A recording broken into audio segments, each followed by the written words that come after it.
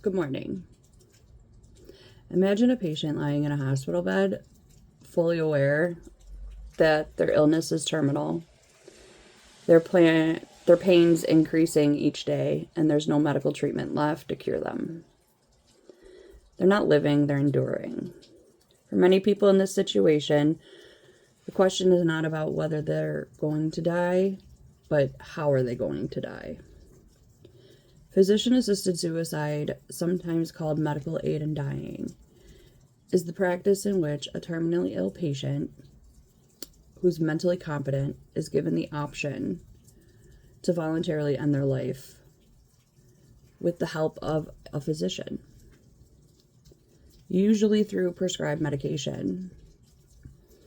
Today, I'm going to argue that physician-assisted suicide should be legal in carefully regulated circumstances because it protects patient autonomy, relieves unbearable suffering, and provides humane and dignified end-of-life options.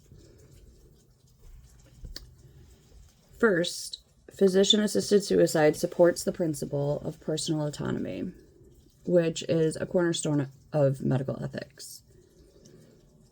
Autonomy means that the individual has the right to make informed decisions about their own bodies and then also about their medical care. We already should respect this principle in many areas of healthcare, including the right to refuse treatment, even if that refusal leads to their death.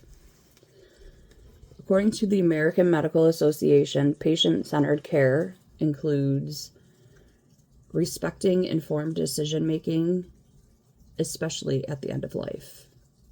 If a patient has the right to refuse life-sustaining treatment, it raises the question, then why shouldn't they have the right to choose a peaceful medical-assisted death if they have a terminal illness?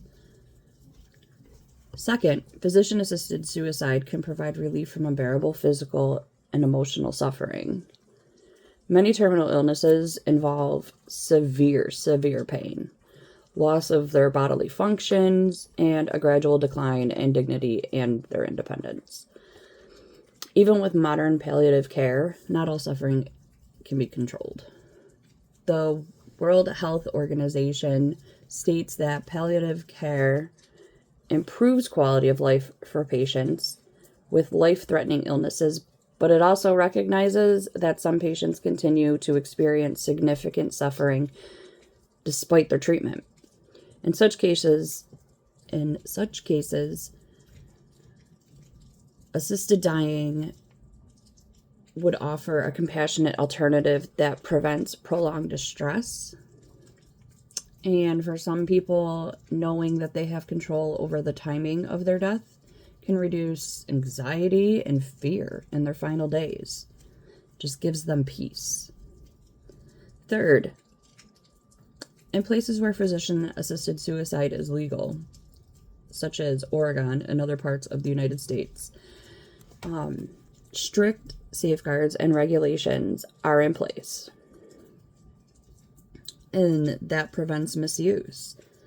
These typically include requirements such as being a mentally competent adult, having a terminal illness with a limited life expectancy, multiple medical evaluations, and waiting periods before the prescription's even provided.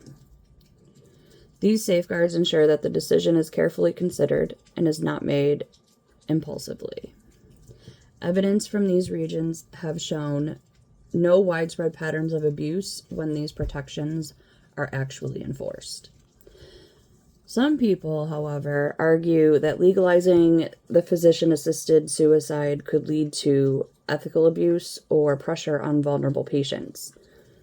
This is a serious concern, and it must be taken seriously.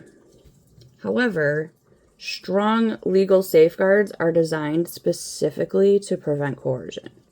In fact, without legalization, patients may still attempt to end their lives in an unsafe or traumatic way, without any medical guidance or oversight.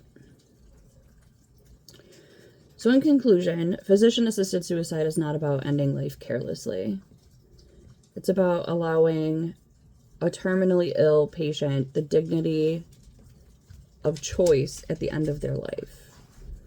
It respects autonomy, reduces their suffering, and it can be safely regulated through strict medical, legal safeguards.